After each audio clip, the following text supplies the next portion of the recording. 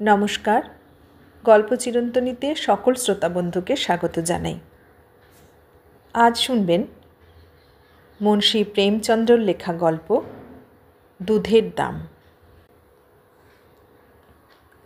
এখন বড় বড় শহরে ধাত্রী, নার্স ও লেডি ডাক্তার সবই পাওয়া যায়, কিন্তু গ্রামের প্রসূতি আগারে এখনও ম্যাত্রাণীদেরই প্রভুত্ব এবং নিকট ভবিষ্যতে এ ব্যবস্থার পরিবর্তনের কোনো আশা নেই। মহেশনাথ ছিলেন গ্রামের জমিদার। নিজে শিক্ষিত ছিলেন বলে প্রসূতি সদন সংস্কারের আবশ্যকতা সম্পর্কে সচেতন ছিলেন, কিন্তু এত প্রতিবন্ধকতা ছিল যে তা কাটিয়ে ওঠা খুবই শক্ত। কোনো নার্স তো গ্রামে যেতে রাজিই হতো না।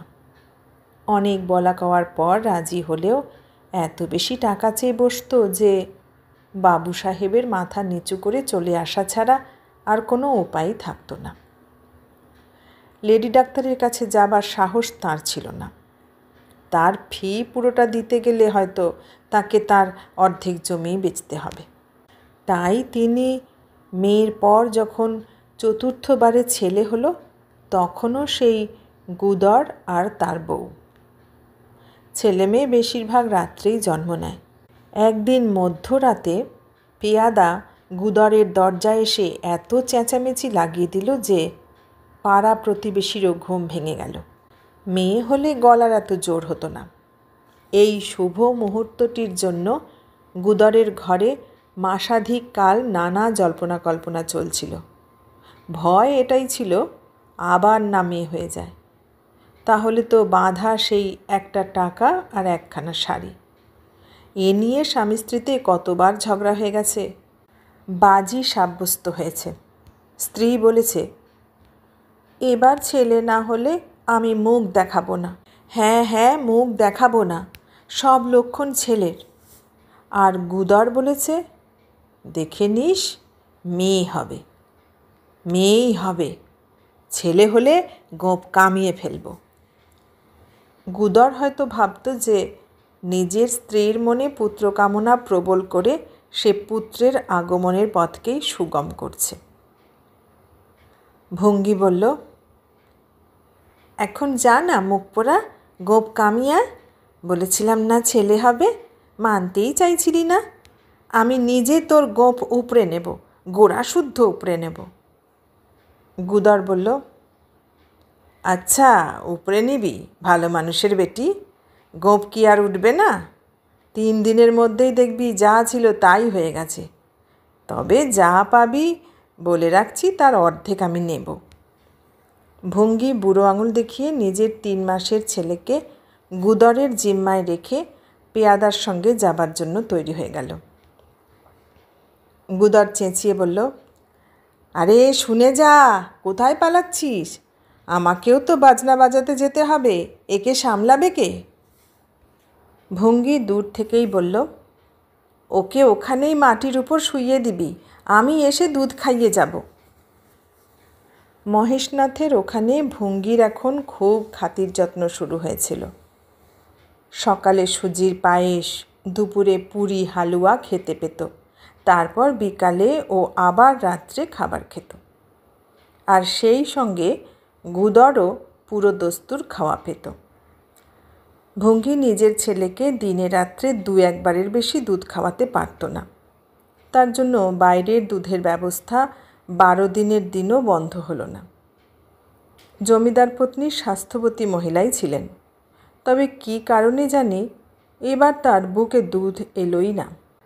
অথচ 3 মেয়ের সময় তার দুধ এত পর্যাপ্ত ছিল যে তা খেয়ে খেয়ে মেয়েদের বদহজম হয়ে যেত। এখন 1 ফোঁটাও নেই। ভঙ্গি ধাত্রীও ছিল, আবার দুধও খাওয়াতো। জমিদার গিন্নি বলতেন, ভঙ্গি তুই আমার ছেলেকে বড় করে দে, যতদিন তুই বাঁচবি বসে বসে খেতে পাবি। 5 বিঘা জমি এমনি লিখে দেব, নাতিপুতি নিয়ে সুখে থাকতে পারবি। এদিকে ভঙ্গির ছেলে বাইরের দুধ হজম করতে না পেরে বারে বারে বমি করে দুর্বল হয়ে যেতে লাগলো। ভঙ্গি বলতো, বৌদি অন্নপ্রাশনে কিন্তু আমাকে চুড়ি দিতে হবে বলে রাখছি। বৌদি উত্তর দিতেন, হ্যাঁ হ্যাঁ নিবি চুড়ি, ভয় দেখাচ্ছিস নাকি? রূপোর নিবি না সোনার? বাহ বৌদি, রূপোর চুড়ি পরে কাকে মুখ দেখাবো? আর আপনাকে নিয়েই তো লোকে হাসাহাসি করবে। আচ্ছা সোনার চুড়িই নিস, বলে তো দিয়েছি। বিয়েতে হার নেব আর চৌধুরী গুদর জন্য হাতের বাজু। তাও নিবি, ভগবান সেদিন দিলে তো। জমিদারের সংসারে গিন্নির পরেই ছিল ভুঙ্গির কর্তৃত্ব। জমিদার গিন্নি, জমিদার, চাকর, চাকরান সকলেই তাকে মানত। এমনকি স্বয়ং জমিদার গিন্নিও তার কাছে চুপ করে থাকতেন। একবার তো সে মহেশনাথকেও দু কথা শুনিয়ে দিয়েছিল। তিনি হেসেছিলেন। ম্যাথরদের নিয়ে কথা হয়েছিল। মহেশনাথ বলেছিলেন, পৃথিবীতে আর যাই হোক না কেন ম্যাথর ম্যাথরই থেকে যাবে, এদের মানুষ বানানো কঠিন। এতে ভুঙ্গি উত্তর দিয়েছিল, মালিক, ম্যাথরদের হাত তো কত বড় বড় মানুষ গড়ে তোলে, কে আবার তাদের মানুষ বানাবে? অন্য কোনো সময় হলে এরকম ঔদ্ধত্যপূর্ণ জবাবের পর ভুঙ্গির মাথার চুল কি একটাও থাকতো? বাবু সাহেব কিন্তু সেদিন হাহা করে হেসে বললেন, ভুঙ্গি লাখ কথার এক কথা বলে। ভুঙ্গির রাজত্ব 1 বছরের বেশি গেল না। শিশু ম্যাথরানির দুধ পাবে, ব্রাহ্মণরা এতে আপত্তি করলেন। মোটেরাম শাস্ত্রী তো প্রায়শ্চিত্ত করার বিধানই দিয়ে দিলেন। দুধ খাওয়া বন্ধ হয়ে গিয়েছিল, তাই প্রায়শ্চিত্তের কথায় আর কেউ পাত্তা দিল না। মহেশনাথ তিরস্কারের ভঙ্গিতে বললেন, প্রায়শ্চিত্তের কথা তো খুব বলছেন শাস্ত্রীজি। কাল পর্যন্ত ছেলে ওই ম্যাথরানির দুধ খেয়ে বেঁচেছিল, আর আজ দোষ হয়ে গেল। চমৎকার আপনার ধর্ম। শাস্ত্রীজি টিকি নেড়ে বললেন, এটা সত্য যে সে কাল পর্যন্ত ম্যাথরানির রক্ত পান করে বেঁচেছিল, মাংস ভক্ষণ করে বেঁচেছিল, এটাও সত্য। তবে কালকের কথা কাল, আজকের কথা আজ। পুরীর জগন্নাথ দেবের ওখানে তো ছুত অচ্ছুত সব এক পংক্তিতে বসে ভোজন করে, তা বলে এখানে তো খেতে পারবে না।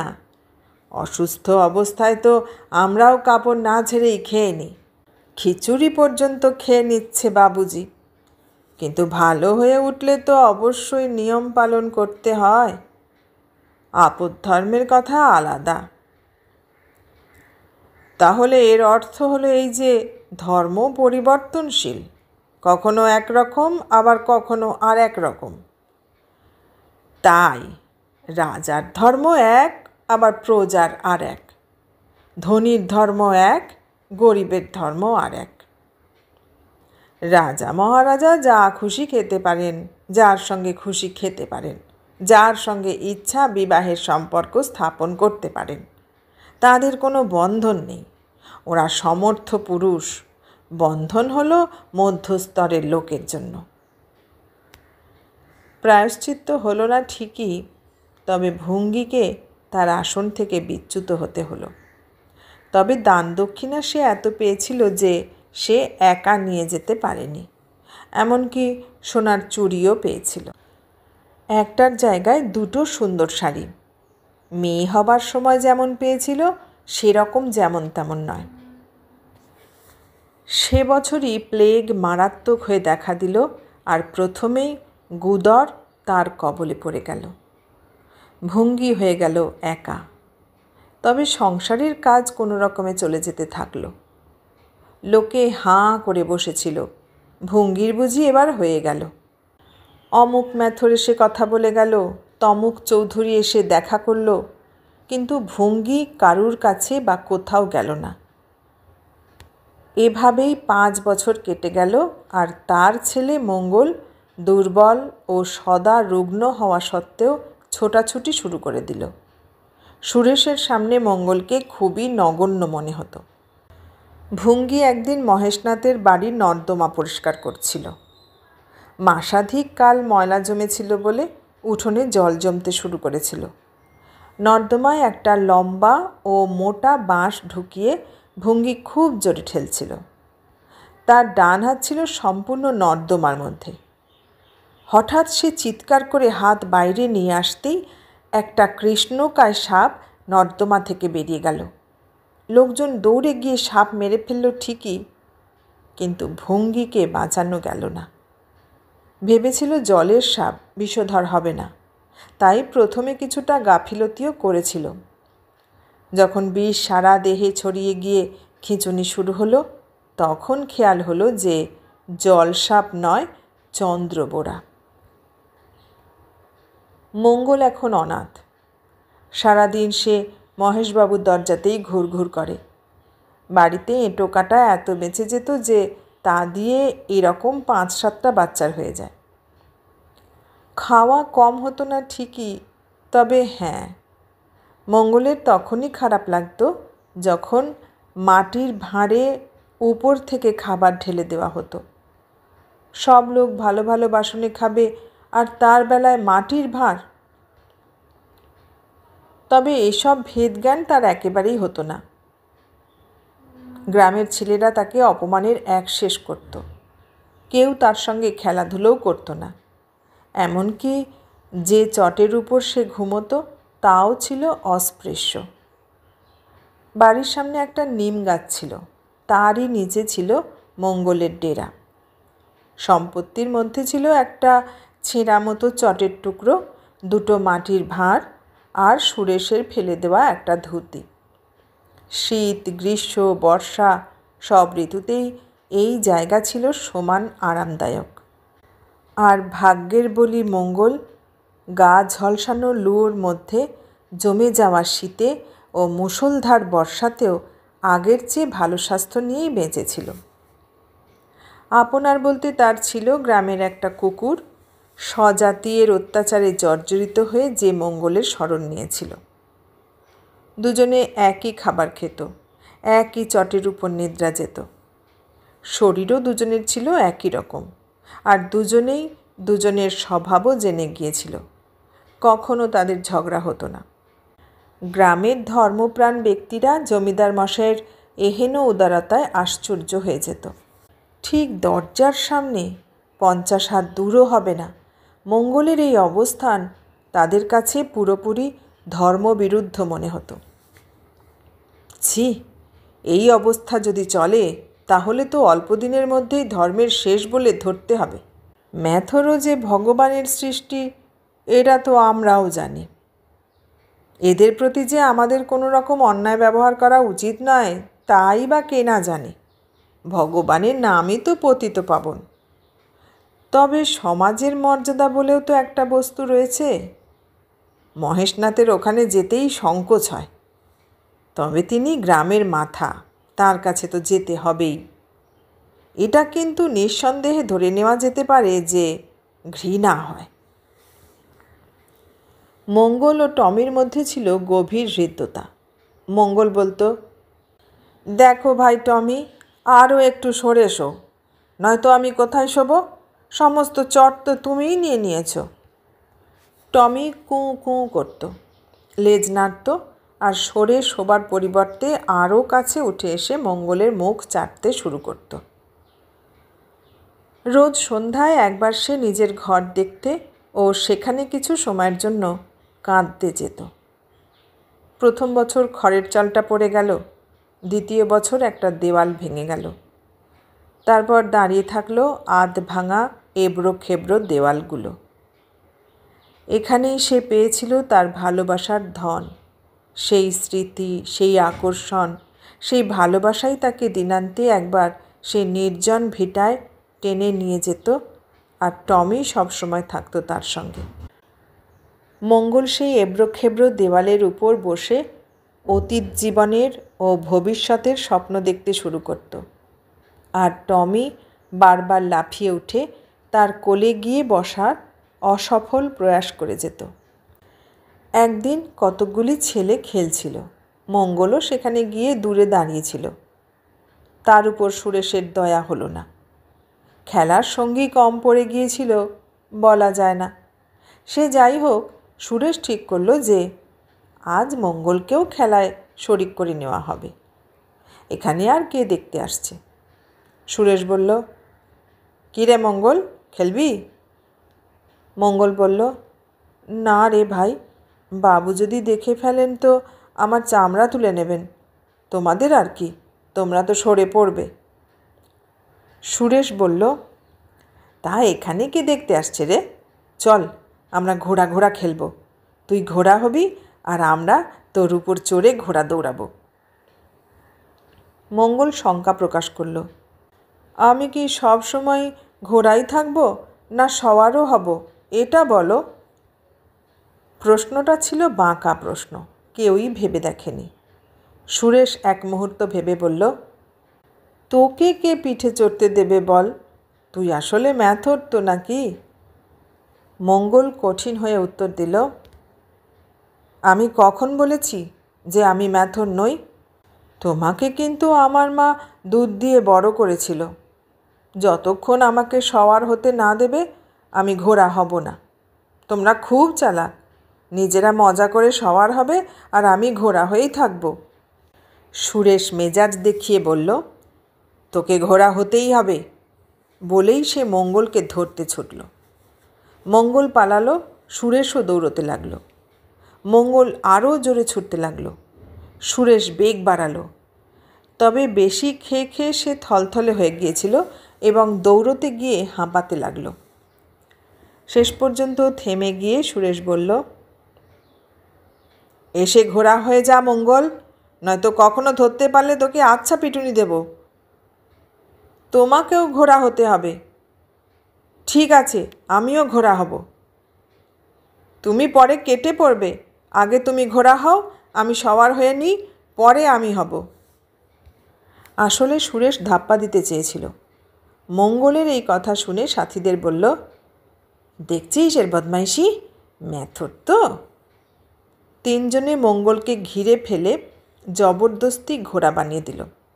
সুরেশ চটপট তার পিঠের উপর চেপে বসে দুলে দুলে বলতে লাগলো, চল ঘোড়া চল। মঙ্গল কিছু দূর পর্যন্ত তো গেল, কিন্তু ওই বোঝার চাপে তার কোমর ভেঙে যাচ্ছিল। সে আস্তে পিঠ সংকুচিত করে সুরেশের উরুর নিচ থেকে সরে গেল। সুরেশ বাবাজি পড়ে গিয়ে ভেউ ভেউ করে কাঁদতে লাগল। মা শুনলেন সুরেশ কোথাও কাঁদছে। সুরেশ কোথাও কাঁদলে তার আওয়াজ নিশ্চিত তার কানে এসে লাগতো, আর তার কান্নাও ছিল অদ্ভুত ধরনের, যেন ছোট লাইনের ইঞ্জিনের আওয়াজ। চাকরকে বললেন, দেখ তো সুরেশ কোথায় কাঁদছে, জিজ্ঞাসা করতো কে মেরেছে। এরই মধ্যে সুরেশ নিজেই চোখ ঘষতে ঘষতে এসে হাজির হলো। সুরেশ যখন কাঁদার সুযোগ পেত তখন মার কাছে নালিশ জানাতে অবশ্যই আসতো। মাও তাকে মিষ্টি, ফল ইত্যাদি দিয়ে চোখের জল মুছিয়ে দিতেন। সুরেশের বয়স হয়েছিল 8 বছর, কিন্তু সে ছিল একটা আস্ত গবেট। মাত্রাতিরিক্ত ভোজনে শরীরের যে হাল হয়, মাত্রাতিরিক্ত আদরে তার বুদ্ধিরও সেই হাল হয়েছিল। মা জিজ্ঞাসা করলেন, কেন কাঁদছিস রে সুরেশ, কে মেরেছে? সুরেশ কাঁদতে কাঁদতে বলল, মঙ্গল ছুঁয়ে দিয়েছে। সুরেশের মার বিশ্বাস হলো না। মঙ্গল এতই নিরীহ যে তার দিক থেকে কোনো রকম বদমাইশির আশঙ্কাই ছিল না। কিন্তু সুরেশ যখন শপথ করে বলতে লাগলো তখন বিশ্বাস না করে উপায় থাকলো না। মঙ্গলকে ডাকিয়ে তিনি বকাবকি করলেন। বললেন, কেন রে মঙ্গল, তুই এমন বদমাইশি করছিস?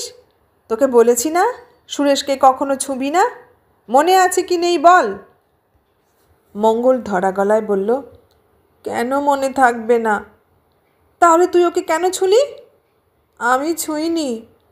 তুই ছুঁসনি, তাহলে ও কাঁদছে কেন? পড়ে গিয়েছিলেন সেই জন্য কাঁদছেন। একে চুরি তাই আবার বজ্জাতি। মা ঠাকরুন দাঁতে দাঁত ঘষে থেমে গেলেন। মারলে তো তক্ষুনি স্নান করতে হতো, হাতে তো লাঠি নিতেই হতো, আর সেই লাঠির মাধ্যমেই অস্পৃশ্যতার বিদ্যুৎ প্রবাহ তার শরীরে প্রবেশ করত। কাজেই যত পারলেন গালিগালাজ করলেন এবং হুকুম দিলেন, এক্ষুনি এখান থেকে বেরিয়ে যা, আবার যদি কখনো এই দরজায় তোর চেহারা দেখা যায় তাহলে তোকে একেবারে শেষ করে দেব, মাগনা রুটি খেয়ে খেয়ে বদমাইশি শিখছিস, ইত্যাদি ইত্যাদি।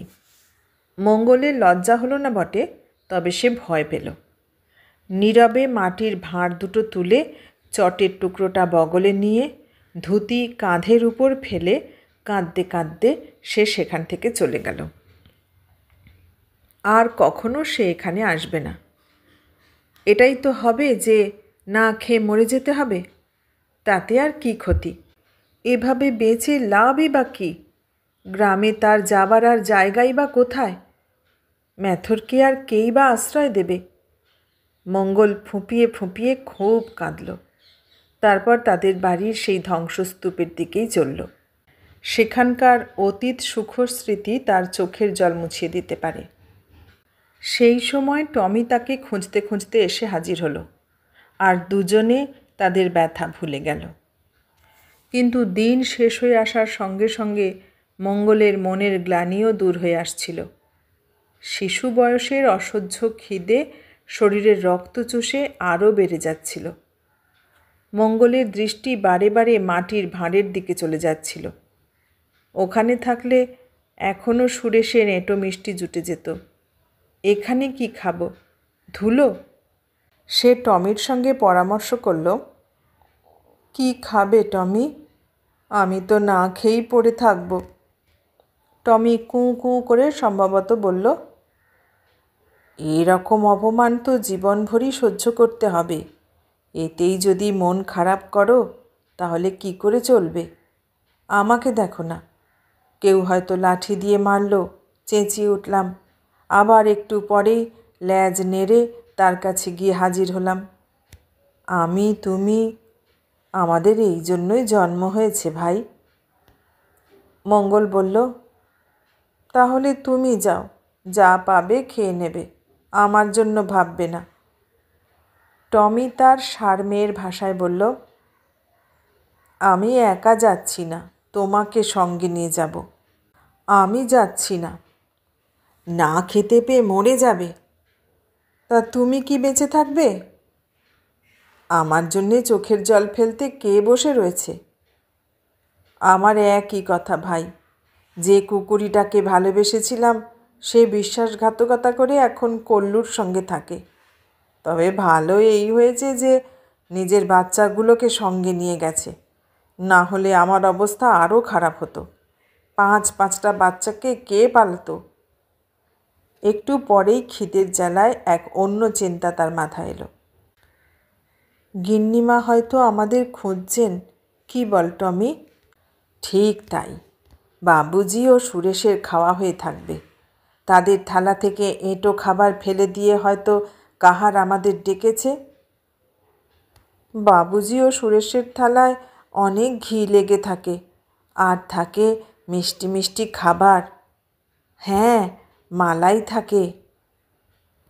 সবারই সব কিছু আস্তা খুঁড়ে ফেলে দেবে। দেখ তো কেউ আমাদের খুঁজতে আসছে কি না? খুঁজতে কে আসবে? তুমি কি ব্রাহ্মণ পুরোহিত? একবার মঙ্গল মঙ্গল করবে আর পরেই থালার খাবার নর্দমায় ঢেলে দেবে। আচ্ছা চলো তবে যাই, আমি কিন্তু লুকিয়ে থাকব।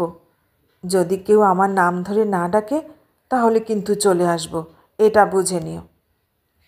দুজনে ওখান থেকে বেরিয়ে মহেশনাথের দরজার কাছে এসে অন্ধকারে লুকিয়ে দাঁড়িয়ে রইল। কিন্তু টমির সবুর সইবে কেন? সে আস্তে আস্তে বাড়ির ভিতর ঢুকে গেল। সে দেখল মহেশনাথ ও সুরেশ খেতে বসেছেন। সে আস্তে গিয়ে চাতালে বসল। তবে ভয় ছিল কেউ না আবার লাঠি চালিয়ে দেয়। চাকরদের মধ্যে কথাবার্তা হচ্ছিল। একজন বলল, আজ মংলাকে দেখা যাচ্ছে না, গিন্নিমা বকেছেন তো তাই বোধহয় পালিয়েছে। আর একজন বলল, তাড়িয়ে দিয়েছেন, ভালো করেছেন, সকালবেলাতেই ম্যাথরের মুখ দেখতে হতো। মঙ্গল আরও অন্ধকারে লুকিয়ে পড়ল। তার আশা গভীর জলে তলিয়ে গেল। মহেশনাথের খাওয়া হয়ে গিয়েছিল। চাকর হাত ধোবার জল দিচ্ছিল। মহেশনাথ এখন তামাক খেয়ে শুয়ে পড়বেন। সুরেশ তার মার কাছে বসে কোনো গল্প শুনতে শুনতে ঘুমিয়ে পড়বে। গরিব মঙ্গলের চিন্তা কে করে? এত দেরি হয়ে গিয়েছিল, তবু ভুলেও কেউ ডাকল না। কিছুক্ষণ সে ওখানেই নিরাশ হয়ে দাঁড়িয়ে থাকল। তারপর দীর্ঘশ্বাস ফেলে যেই সে চলে যাবে, অমনি দেখতে পেল কাহার পাতায় করে থালার এঁটো খাবার নিয়ে যাচ্ছে। মঙ্গল অন্ধকার থেকে আলো এসে দাঁড়ালো। এখন কি করে সে মনকে প্রবোধ দেবে? কাহার বলল, আরে তুই এখানে ছিলি? আমি ভেবেছিলাম কোথাও চলে গিয়েছিস। নে খেয়ে নে, আমি তো ফেলে দিতে যাচ্ছিলাম। মঙ্গল দীনভাবে বলল, আমি তো অনেকক্ষণ থেকে দাঁড়িয়ে আছি। তাহলে বলিসনি কেন? ভয়ে। আচ্ছা নে খেয়ে নে। কাহার পাতা তুলে দিয়ে মঙ্গলের প্রসারিত হাতে ছুঁড়ে দিল। মঙ্গল দীন কৃতজ্ঞতা ভরা চোখে তার দিকে চেয়ে দেখল। টমিও ভিতর থেকে বেরিয়ে এসেছিল। দুজনে সেই নিম গাছেরই নিচে পাতায় খেতে লাগল। মঙ্গল এক হাতে টমির মাথায় হাত বুলোতে বুলোতে বলল, দেখলে, একেই বলে পেটের আগুন। এই লাথি মারা রুটিও যদি না জুটত, তাহলে কি করতে? টমি ল্যাজ নাড়ল। সুরেশকে আমার মা দুধ দিয়ে বড় করেছিল। টমি আবার লেজ নাড়ল। লোকে বলে দুধের দাম কেউ শোধ করতে পারে না। সেই দুধের এই দাম আমি পাচ্ছি। টমি আবার লেজ নাড়ল। এতক্ষণ শুনলেন মুন্সী প্রেমচন্দ্রের লেখা গল্প দুধের দাম। কেমন লাগলো গল্পটা? ভালো লাগলে লাইক, কমেন্ট, শেয়ার করবেন। আর নতুন বন্ধু হলে সাবস্ক্রাইব করার অনুরোধ রইল। সবাইকে অনেক ধন্যবাদ জানিয়ে আজ এখানে শেষ করলাম।